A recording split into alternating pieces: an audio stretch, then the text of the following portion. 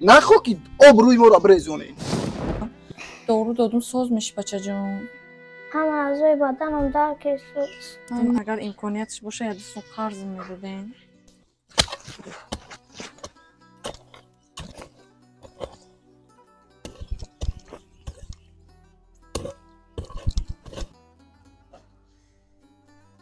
بسم الله الرحمن الرحیم.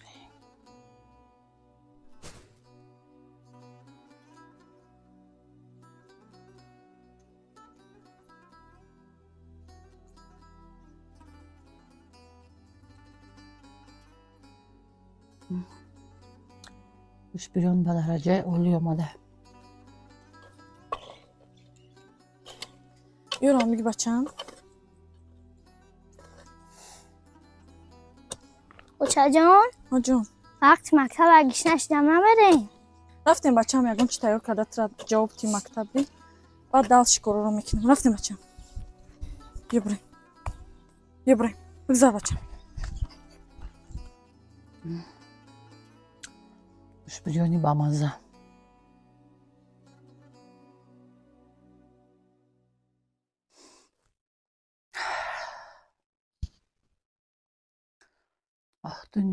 دنیای بی‌وفا. یک خاندان میبینی گوش بریانه تمام ناز و نعمت یک خاندان میبینی بیچاره نان قوق میخوره. همین همسایه بر بودگی بسیار دختره که خوبه میگن خانه نخر همسایه خر.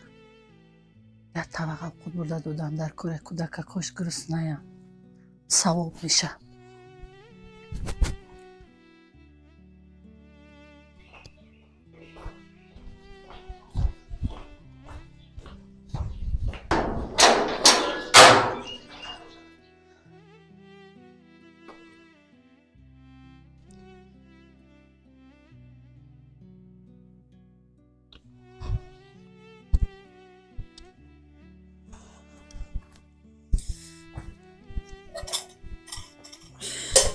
بچم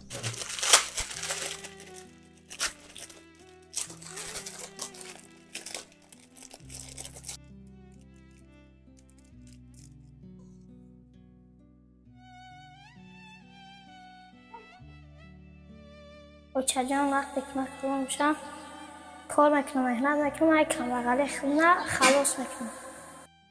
همسایه همسایه کامران لبا هستین خونه تونده؟ بیاین خاله جان. السلام علیکم. کار برای تمامی بانوان خوب بانوان خانشین باشه خوب بانوان 3-4 فرزنددار باشه خوب بانوانی که در کارخانه دولتی و کارخانه شخصی کار میکنه خوب دانشجو دخترکا باشه. بعدی خطی هر یک شما میرسونم که شرکت فابریک برای هر یک شما شرایط خوبی کاره فراهم آورده که شما میتونید در خونه بشینید از خونه نبروید توسط هم تلفن موبیلیتون کار و فعالیت خودتون بیزنس خودتون پیش برین در یک مکان کم از 3000 سرکرده تا 15000 تومانی مبلغ پولی را به دست بیارین. برای همین اپای انمی محرم بانو را شما توصیه میتونم که اپاجانی ما دایرکتری شرکت فابریک برای کار کردن شما در دیپلم لازم نیست زبان خارجی دانستن لازم نیست یگان کسی یگان دیرم نمیتونید التماس نمیکنید فقط رقمای واتساپ اپای محرم بانو دایرکتر در اینا میدو درکتور رجب علی برونی سلام علیک مینویسین اپای ما تمام نزدیکی کورا نقطه به نقطه بپول شما را میفهمونه یادتون میاد انا در شرکت کار کردن چی خوبی داره بودی خط گوش کنین 21 روز پس معاش میگیرین بغیر معاشتون هر ماه شرکت فابریک توفا میگیرین ایجانی بی اپای محرمه با توفا میگیرین این چونین وقتی که شما 2 ماه 3 ماه حرکت میکنین دایرکتری شرکت فابریک میشین در این حالت شرکت فابریک 20000 تومان شما را توفا میده این چونین یک چلای طلای دیگه ای حسابی انمی اپاجانی ما یعنی که صاحب میگردین با برای تولد هر یک فرزند تو وقتی فرزنددار میشه 10800 تومانی دیگه شرکت شما را توفا میده. برای همین حرکت کنین هازی نمی اپاجان را بنویسین با 500 تومان دیگه برای نمی نوشتن و رجیستر کردن توفتون میده. حرکت کنین اپای محرمه را عینو میدو درکتون رجب علی برونی بنویسین در واتساپش. کامران لبا هستین خونه تونده؟ بیاین خاله جان. السلام علیکم. السلام علیکم بین همسایه. نغزین همسایه خوبین؟ اوقات وردم تونه. رحمتی کلام همسایه. بگذارین اول بالا گذارین. ای سلامت باشین. گذارین همسایه. ای سلامت باشین سلامت. شما غم داده ما تشویش داده. هیچ نمیکنم کامران جان بچم. рости гап дар сар замин кор доштем, коромо бисёр. Имрӯз овқат дар дайроҳ накардам. Хай овқати овқати осонак ҳеҷ гап нест. камтарак хӯрок кардем бисёртар. Хонада сабабе ки набераҳо нестанд, дар як ҳафта мебиёянд, ҳеҷ кан намехӯрад, хӯрокат исриф меша. ба худ ман танҳо ки будам натавонистам хӯрда. Гуфтам биём ҳамроҳи Комронҷону ҳамроҳи шумо хӯрам. Гирин хай. Беш бишинем бахшиш камтарак номо қоқай. ҳеҷ гап нест. Саломат бошед, саломат бошед. Бача.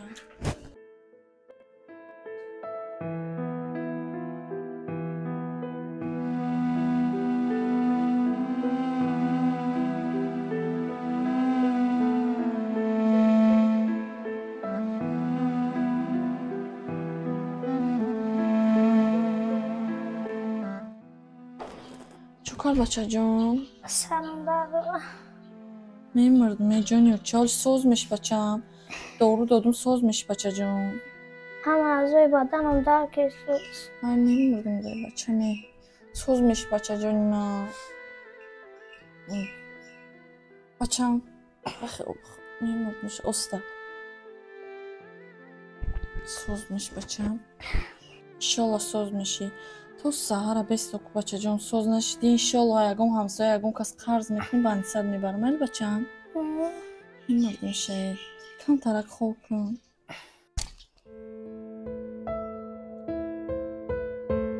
навбаҳорам зи гулам бӯи ту хуш меояд. ҳамаро боғу маро рӯи ту хуш меояд. навбаҳорам зи гулам бӯи ту хуш меояд. худо ба шукр, худо ба шукр. Хола? О холай туфа. Холабай! Биёем, биёем, биёем. Ассалому алайкум. Ассалому алайкум. Биём Созай созай. хубен саломатиятон созай. Хуб, шумо нағзем. Раҳмат. Биё, хона дароя? Не ҳамсояҷон. Як кор доштам ҳамсояҷон, барои ҳавай омадам. Чӣ кард парешонин? Рангу род кандагия? Рости гап бачам ягон 3-4 рӯз мешавам азаш нестай, ба пул эҳтиёҷ доштам. Гуфтам агар имкониятш боша 1-2 сум қарз медодем. Майла чанд сум дар кор? Ягон 1000-2000 сомон бошад мешавад. ҳамсояҷон, як дақиқа. ина ҳамсояҷон 3000 сомонае. Бар бачам коракота буд ку бемалол дар дараҷаи аввал саломатӣ фарзандае. фаҳмидӣ? Бачаакта нағз ку баъд оҳиста оҳиста кае ки дастат расид ба қарза бармегардонӣ. фаҳмидӣ? Ҳазор рамат холаҷон. Раҳмати калом. худо шифои комил тия. Раҳмати калом. бар бачам, майли.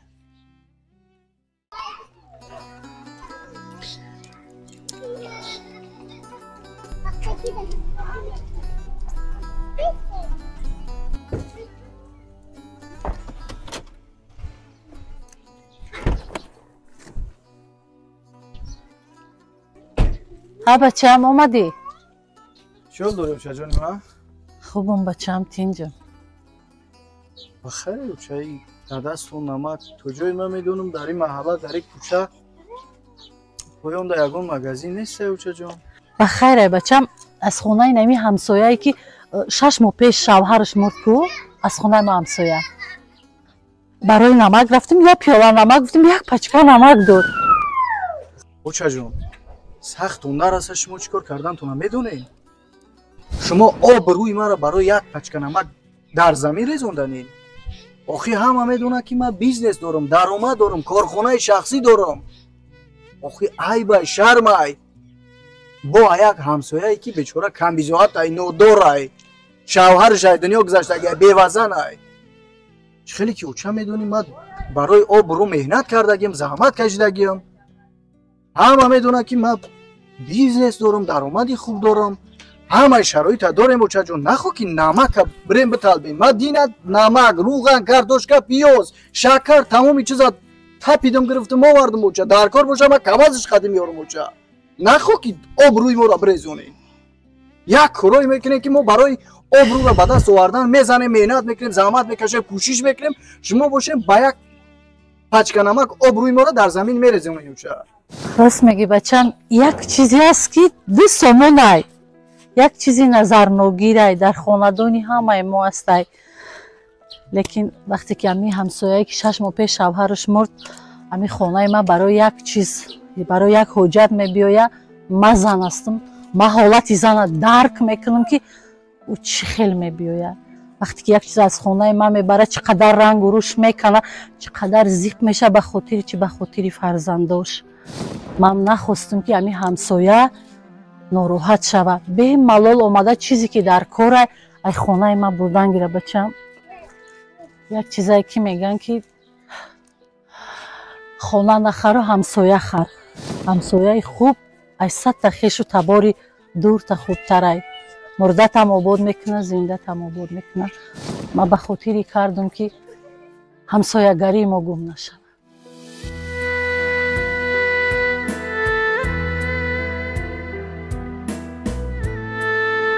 رجب علی ایبرانی